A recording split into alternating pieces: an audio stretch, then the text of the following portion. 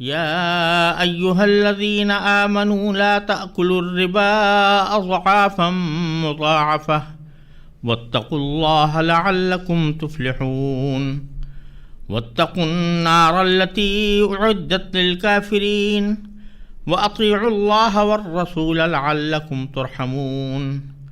وسارعوا إلى مغفرة من ربكم وجنة عرضها السماوات والأرض أعدت للمتقين الذين ينفقون في السراء والضراء والكاظمين الغيظ والعافين عن الناس والله يحب المحسنين۔ ان آیات کریمہ کا ترجمہ یہ ہے کہ اے ایمان والو، کئی گنا بڑھا چڑھا کر سود مت کھاؤ اور اللہ سے ڈرو تاکہ تمہیں فلاح حاصل ہو، اور اس آگ سے ڈرو جو کافروں کے لیے تیار کی گئی ہے، اور اللہ اور رسول کی بات مانو تاکہ تم سے رحمت کا برتاؤ کیا جائے، اور اپنے رب کی طرف سے مغفرت اور وہ جنت حاصل کرنے کے لیے ایک دوسرے سے بڑھ کر تیزی دکھاؤ جس کی چوڑائی اتنی ہے کہ اس میں تمام آسمان اور زمین سما جائیں۔ وہ ان پرہیزگاروں کے لیے تیار کی گئی ہے جو خوشحالی میں بھی اور بدحالی میں بھی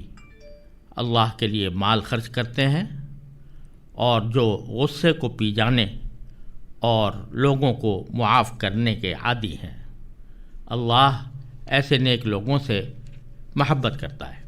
پچھلی آیات غزوہ احد کے مختلف پہلوؤں پر روشنی ڈالنے کے لیے اللہ تبارک و تعالی نے نازل فرمائی ہے، اور آگے بھی آیت نمبر 139 سے اسی غزوہ احد کے مختلف پہلوؤں پر اللہ تبارک و تعالی نے مزید بیان فرمایا ہے، لیکن بیچ میں یہ آیات جو 130 سے لے کر 138 تک ہیں، یہ 8 آیتیں اللہ تبارک و تعالی نے ایک خاص مقصد سے نازل فرمائی ہیں، اور اس کا تعلق غزوہ احد سے یہ ہے کہ اللہ تبارک و تعالی نے پیچھے آیتوں میں یہ فرمایا تھا کہ اگر تم صبر اور تقوی اختیار کرو گے تو اللہ تبارک و تعالی کی مدد تمہارے شامل حال ہوگی۔ تو اسی صبر اور تقوی کی کچھ خاص جزیات اللہ تبارک و تعالی نے ان آیات کریمہ میں بیان فرمائی ہیں، جن کا براہ راست غزوہ احد سے اور جنگ سے بھی تعلق ہے، اور انسان کی عمومی زندگی سے بھی متعلق ہے۔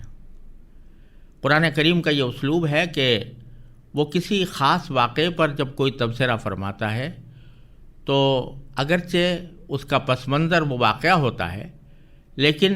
الفاظ ایسے اختیار کیے جاتے ہیں جو اس واقعے کے ساتھ مخصوص نہ ہوں بلکہ ایک عام ہدایت اور رہنمائی کا سبب ہوں۔ یہی صورت ان 8 آیتوں میں کی گئی ہے، جن میں سے میں نے اس وقت 4 آیتیں آپ کے سامنے تلاوت کی ہیں اور ان کا ترجمہ پیش کیا ہے۔ ان میں سے پہلی آیت میں اللہ تبارک و تعالی نے سود کی حرمت بیان فرمائی ہے، اور غزوہ احد سے اس کا خاص تعلق اس لیے بھی ہے کہ امام رازی رحمۃ اللہ علیہ نے اپنی تفسیر میں فرمایا کہ کفار جو مدینہ منورہ پر حملہ آور ہوئے تھے اور انہیں سال بھر اس جنگ کی تیاری کی تھی، تو اس جنگ کی تیاری میں ایک اہم ان کا وسیلہ یہ تھا کہ انہوں نے سود پر قرضے لیے تھے، اور سود پر قرضے لے کر اپنے جنگ کی تیاری میں ان پیسوں کو استعمال کیا تھا۔ تو اللہ تبارک و تعالی یہاں مسلمانوں کو متنبہ فرما رہے ہیں کہ ایسا نہ ہو کہ تم لوگ بھی جب اس جنگ کا انتقام لینے کی تیاری کرو تو اس میں کہیں تم سودی قرضوں کے اندر مبتلا نہ ہو جاؤ، کیونکہ سود ایک ایسا گناہ ہے کہ جس کے نتیجے میں دنیا میں بھی انسان کو اللہ تعالیٰ کی طرف سے نقصان پہنچنے کا سبب بنتا ہے، اور آخرت میں بھی اس کا انجام خراب ہے۔ چنانچہ پہلی آیت میں اللہ تبارک و تعالیٰ نے سود کی ممانعت کرتے ہوئے فرمایا کہ یا ایھا الذین آمنو، اے ایمان والو، لا تأکلوا الربا، مت کھاؤ سود۔ اضعافا مضاعفہ، کئی گنا بڑھا چڑھا کر۔ یہاں یہ جو لفظ استعمال ہوا ہے کہ کئی گنا بڑھا چڑھا کر سود مت کھاؤ، اس کا مطلب یہ نہیں ہے کہ اگر تھوڑا سود ہو تو جائز ہے اور زیادہ سود ہو تو ناجائز ہے، جیسا کہ بعض لوگ غلط فہمی میں خود بھی مبتلا ہوئے اور اس آیت کے حوالے سے دوسروں کو بھی غلط فہمی میں مبتلا کیا۔ حقیقت میں یہ مقصود نہیں ہے، بلکہ سورہ بقرہ میں تفصیل آ چکی ہے کہ وہاں اللہ تبارک و تعالی نے فرمایا تھا کہ یا ایھا الذین آمنوا اتقوا اللہ وذروا ما بقی من الربا، ربا کا جو حصہ بھی تمہارے ذمہ ہو وہ چھوڑ دو، اور یہ بھی فرمایا تھا وَإِن تُبْتُمْ فَلَكُمْ رُؤُوسُ أَمْوَالِكُمْ، اگر تم سود سے توبہ کرو گے تو تمہارا حق صرف اصل مال کی حد تک ہے جو تم نے کسی کو قرض دیا ہو۔ تو وہاں صاف صاف الفاظ میں واضح فرما دیا کہ سود کی ہر مقدار حرام ہے، چاہے وہ تھوڑی ہو یا زیادہ ہو۔ لیکن یہاں جو کئی گنا بڑھا چڑھا کر کے الفاظ استعمال ہوئے ہیں، اس کا مطلب یہ ہے کہ اس وقت جو طریقہ رائج تھا سود کا، اس میں عام طور سے ہوتا یہی تھا کہ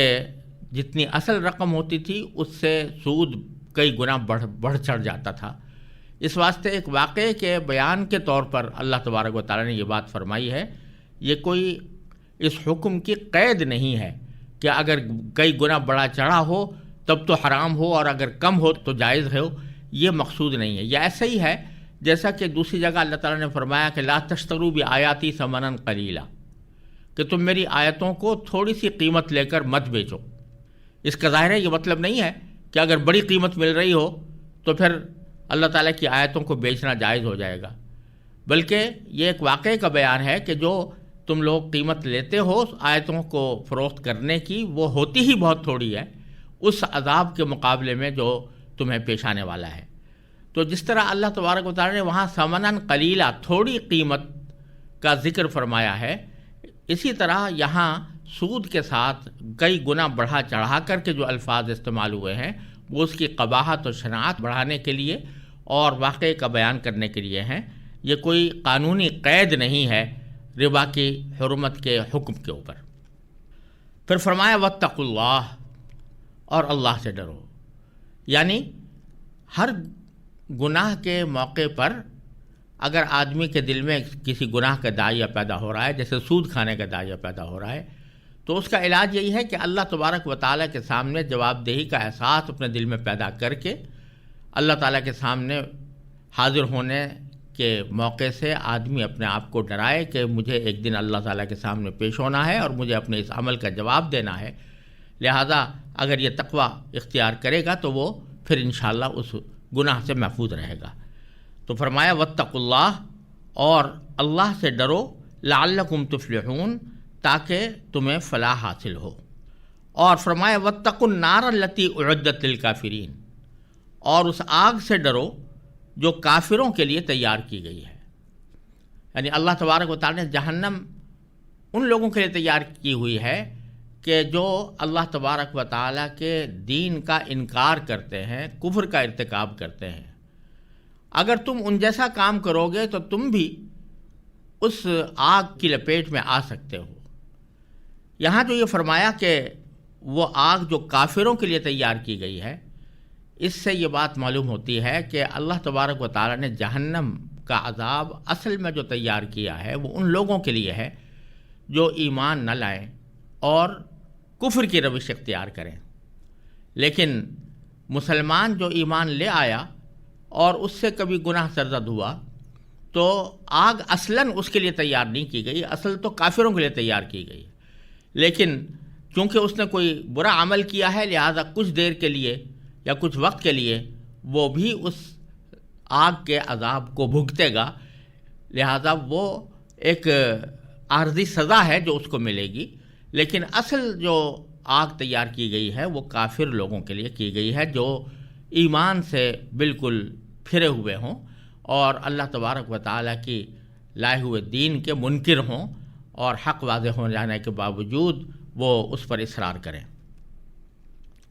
پھر ایک عمومی حکم بیان فرما دیا کہ وَأَطِيعُوا اللَّهَ وَالرَّسُولَ۔ تقویٰ اور صبر کا بنیادی نقطہ یہ ہے کہ اللہ اور اس کے رسول کی بات مانو، جو کچھ بھی اللہ تعالیٰ کی طرف سے حکم آ جائے یا اس کے رسول صلی اللہ علیہ وسلم کی طرف سے حکم آ جائے تو اس کو مانو، لعلکم ترحمون، تاکہ تم سے رحمت کا برتاؤ کیا جائے۔ وسارعوا الی مغفرۃ من ربکم وجنۃ عرضها السماوات والارض، اور فرمایا کہ بجائے اس کے کہ تم سود یا کسی اور ناجائز طریقے سے اپنی دنیا کے منافع حاصل کرنے کی کوشش کرو اور اس کی طرف لپکو، بلکہ تمہیں لپکنا چاہیے اپنے پروردگار کی رضامندی کی خاطر، اس کی طرف لپکنا چاہیے۔ جو آدمی سود کھاتا ہے یا سود کی طمع اس کے دل میں ہوتی ہے تو وہ در حقیقت لپک رہا ہوتا ہے دنیا کی طرف اور دنیا کے مفادات کی طرف۔ اللہ تعالیٰ فرما رہے ہیں کہ اگر تم اس کی طرف لپکو گے بھی تو زیادہ سے زیادہ یہ ہوگا کہ تمہارے مال میں کچھ اضافہ ہو جائے، لیکن اس کا آخری انجام اللہ تبارک و تعالیٰ کے ہاں بڑا خراب ہونے والا ہے۔ لہذا لپکنے کی چیز یہ دنیا کے ظاہری مفادات نہیں ہیں جو اللہ تعالیٰ کے احکام کے خلاف ہوں۔ لپکنے کی چیز یہ ہے کہ آدمی اس طرف اپنے آپ کو بڑھائے اور دوسروں سے بھی آگے بڑھنے کی کوشش کرے جو پروردگار کی طرف سے مغفرت کا سامان ہوں۔ تو فرمایا وسارعوا، اور ایک دوسرے سے زیادہ تیزی دکھاؤ، الی مغفرۃ من ربکم، اپنے پروردگار کی طرف سے مغفرت حاصل کرنے کے لیے، وجنۃ، اور اس جنت کی طرف بڑھنے کے لیے تیزی دکھاؤ کہ عرضها السماوات والارض، جس کی چوڑائی اتنی ہے کہ تمام آسمان اور ساری زمین اس میں سما جائے۔ یہ ہماری سمجھ کے لیے اللہ تبارک و تعالیٰ نے فرما دیا کہ تمام آسمان اور زمین اس میں سما جائیں، لیکن حقیقت میں تو اس کی وسعت اللہ تعالیٰ ہی بہتر جانتا ہے اور ہم کسی پیمانے سے اس کو ناپ نہیں سکتے، اتنی وسیع اللہ تعالیٰ نے جنت بنائی ہے۔ اور فرمایا کہ اعدت للمتقین، جس طرح آگ اور جہنم کافروں کے لیے تیار کی گئی، اسی طرح یہ جنت متقیوں کے لیے تیار کی گئی کہ جو تقوی کی روش اختیار کریں اور ایمان لائیں اور اللہ تعالیٰ کے احکام پر عمل پیرا ہوں۔ پھر ان متقیوں کی کچھ خصوصی صفات اللہ تبارک و تعالیٰ نے اگلی آیت میں بیان فرمائی ہے۔ فرمایا کہ الذین ینفقون فی السراء والضراء، پہلی صفت تو ان متقیوں کی یہ ہے کہ وہ خوشحالی میں بھی اور بدحالی میں بھی اللہ تعالیٰ کی رضا جوئی کے لیے اپنا مال خرچ کرتے ہیں۔ یہ مقابلہ ہے سود خوروں سے، کہ جو سود خور ہوتا ہے اور سود کھاتا ہے وہ تو دوسروں کا مال اپنی ملکیت میں لانے کی فکر میں رہتا ہے اور دوسروں کا مال ہڑپ کرنے کی فکر میں رہتا ہے، لیکن جو متقی لوگ ہیں وہ بجائے اس کے کہ دوسروں کا مال ناجائز طریقے سے حاصل کرنے کی کوشش کریں، وہ اپنا جائز طریقے سے حاصل کیا ہوا مال بھی چاہتے ہیں کہ دوسروں پر خرچ کریں، وہ غریبوں کی امداد کریں، خیرات کے اور نیکی کے کاموں میں اس کو صرف کریں۔ اور پھر فرمایا کہ فی السراء، وہ خرچ کرتے ہیں خوشحالی میں بھی، والضراء، اور بدحالی میں بھی۔ یعنی صرف اتنا ہی نہیں ہے کہ جب آدمی خوشحال ہو اور اس کے پاس مال و دولت کی بہتات ہو اسی وقت وہ اللہ تعالیٰ کی راہ میں مال خرچ کرے، بلکہ جب بدحالی کا وقت ہو اور بظاہر اس کے پاس مال و دولت کی کمی ہو اس وقت بھی اس کے دل میں جذبہ یہ ہوتا ہے کہ میں اللہ تعالیٰ کے راستے میں کچھ خرچ کروں۔ لہذا جو کم آمدنی والے لوگ ہیں ان کو بھی ترغیب دی گئی ہے کہ وہ چاہے مقدار تھوڑی ہو لیکن وہ اللہ تعالیٰ کے راستے میں خرچ کرنے سے اپنے آپ کو محروم نہ رکھیں۔ اگر زیادہ خرچ نہیں کر سکتے تھوڑا کر دیں۔ بعض روایات میں آتا ہے کہ جو کم مال رکھنے والے صحابہ کرام تھے بعض اوقات چند کھجوریں انہوں نے صدقہ کر دیں، چند انگور صدقہ کر دیے، اور وہ بھی اللہ تبارک و تعالیٰ کے ہاں ایک عظیم ثواب کا سبب بنے، کیونکہ اللہ تبارک و تعالیٰ کے ہاں مال کی مقدار کو نہیں دیکھا جاتا بلکہ اس جذبے کو دیکھا جاتا ہے کہ جس جذبے سے انسان اللہ تعالیٰ کے راستے میں مال خرچ کرے۔ اگر ایک آدمی 1 کروڑ کا مالک ہے اور اس میں سے وہ 1 لاکھ دیتا ہے، اور ایک شخص ہے کہ جو 100 روپے کا مالک ہے اور 1 روپیہ دیتا ہے، تو دونوں اللہ تبارک و تعالیٰ کے ہاں ثواب کی حیثیت سے برابر ہیں کہ انہوں نے اپنی حیثیت کے مطابق خرچ کیا۔ لہٰذا یہ نہ سمجھنا چاہیے کہ اللہ تعالیٰ کے راستے میں خرچ کرنے کی شرط یہ ہے کہ آدمی دولت مند ہو تبھی خرچ کرے، بلکہ اگر دولت مند ہو تب بھی کرے، اور اگر بدحالی میں ہے اور آمدنی کم ہے تب بھی کچھ خرچ کرے۔ اور بزرگوں کا یہ معمول رہا ہے کہ وہ اپنی آمدنی کا کچھ حصہ مقرر کر لیا کرتے تھے کہ اتنا حصہ میں ضرور اللہ تعالیٰ کے راستے میں خرچ کروں گا۔ آمدنی زیادہ ہوگی تو اس کے تناسب سے خرچ بھی زیادہ ہوگا، آمدنی کم ہوگی تو خرچ بھی اس کے تناسب سے کم ہوگا۔ مثلا بعض بزرگوں نے یہ طے کیا ہوا تھا کہ اپنے مال کی آمدنی کا 10واں حصہ اللہ تعالیٰ کے راستے میں خرچ کیا کریں گے، بعض نے 20واں حصہ مقرر کر رکھا تھا، بعض نے 5واں حصہ مقرر کر رکھا۔ تو اس طرح اگر انسان جس حالت میں بھی ہو لیکن اللہ تعالیٰ کے راستے میں خرچ کرنے کے لیے اپنے آپ کو تیار رکھے کہ کچھ نہ کچھ میں اللہ تعالیٰ کے راستے میں خرچ کرتا رہوں گا، تو وہ انشاءاللہ اس فہرست میں داخل ہوگا جس کا ذکر اللہ تبارک و تعالیٰ نے فرمایا کہ جو خوشحالی میں بھی اللہ کے راستے میں خرچ کرتے ہیں اور بدحالی میں بھی خرچ کرتے ہیں۔ دوسری صفت یہ بیان فرمائی کہ والکاظمین الغیظ، وہ غصے کو پی جانے والے ہیں۔ یہ بھی ایک اہم صفت ہے جو ایک متقی کے لیے اللہ تبارک و تعالیٰ نے بیان فرمائی ہے، وہ یہ کہ غصے کو وہ پی جائے۔ یعنی غصہ آنا تو بعض اوقات غیر اختیاری ہوتا ہے، بعض اوقات کسی بات پر غصہ آ جاتا ہے، اور خاص طور سے اگر انفاق کے اور اللہ تعالیٰ کے راستے میں مال خرچ کرنے کے سیاق میں اس کو دیکھا جائے تو بسا اوقات ایسا ہوتا ہے کہ کوئی دوسرا آدمی ضرورت مند ہے اور وہ مانگ رہا ہے تو اس پر غصہ آ جاتا ہے۔ تو اس حالت میں بھی انسان کو اپنے غصے پر قابو رکھنا چاہیے، اور جیسا میں نے عرض کیا کہ اگرچہ سیاق کے لحاظ سے اس کے کا مفہوم کوئی خصوصی کیفیت رکھتا ہو لیکن الفاظ عام ہیں، اور اس کا مطلب یہ ہے کہ غصہ آنا تو انسان کا غیر اختیاری ہوتا ہے، لیکن غصے کے تقاضے پر عمل کرنا، یعنی اس غصے میں آ کر برا بھلا کسی کو کہہ دینا، گالی گلوچ کر لینا، یا کسی کے اوپر ہاتھ اٹھا دینا، یا کسی پر کوئی زیادتی کر دینا، یہ ہے اصل حرام کام۔ اس کا راستہ یہی ہے کہ آدمی غصے کو پی جائے۔ غصہ آیا، غیر اختیاری طور پر آیا، لیکن اب اپنے اختیار سے اس غصے پر عمل کر کے کسی کو تکلیف نہ پہنچائے۔ یہ ہے مطلب الکاظمین الغیظ کا۔ اور ایک حدیث میں رسول کریم سرور عالم صلی اللہ علیہ وسلم کا یہ ارشاد مروی ہے کہ آپ نے فرمایا کہ انسان جو گھونٹ پیتا ہے اس میں اللہ تعالیٰ کو سب سے زیادہ محبوب گھونٹ وہ ہے جو غصے کا گھونٹ پیے، یعنی غصہ آیا لیکن اللہ تعالیٰ کے ڈر سے اپنے آپ کو اس غصے کے تقاضے پر عمل کرنے سے بچا لے۔ ایک مرتبہ ایک صحابی کو نبی کریم صلی اللہ علیہ وسلم نے دیکھا کہ وہ اپنے نوکر پر غصہ کر رہے ہیں اور غصے کے اندر ان کی حالت غیر معلوم ہوتی ہے، تو آپ نے ان کو دیکھ کر بس ایک جملہ فرمایا کہ ذرا یہ سوچ لو کہ اللہ اقدر علیک، کہ جتنی قدرت تمہیں اپنے اس نوکر پر یا اپنے اس غلام پر حاصل ہے، اللہ تبارک و تعالیٰ کو تم پر اس سے کہیں زیادہ قدرت حاصل ہے۔ تو اگر تم اس کے کسی غلط کام کے اوپر تم اس کے اوپر غصہ کر رہے ہو اور اس کو سزا دینا چاہتے ہو تو تم سے بھی تو بہت سی غلطیاں سرزد ہوتی ہیں، اور اللہ تبارک و تعالیٰ تم سے زیادہ اس بات کی قدرت رکھتا ہے کہ تمہیں عذاب دے، تمہیں سزا دے، لیکن اللہ تعالیٰ معاف کرنے کا خوگر ہے، بکثرت معاف کر دیتا ہے۔ تو اسی طرح تمہیں بھی چاہیے کہ اپنے ماتحتوں سے معافی کا معاملہ کرو اور اپنے غصے کو استعمال نہ کرو۔ چنانچہ اس کا اگلا حصہ یہ ہے کہ والعافین عن الناس، لوگوں سے درگزر کرنے والے۔ تو لوگوں سے اگر کوئی غلطی ہوئی ہے تو اگرچہ اس غلطی کا انتقام لینے یا بدلہ لینے کی شرعاً اجازت ہے، اگر ایک شخص نے آپ کو کوئی تکلیف پہنچائی ہے تو اتنی ہی تکلیف آپ اس کو پہنچائیں تو یہ انتقام لینے کی حد تک آپ کے لیے شرعاً جائز ہے۔ لیکن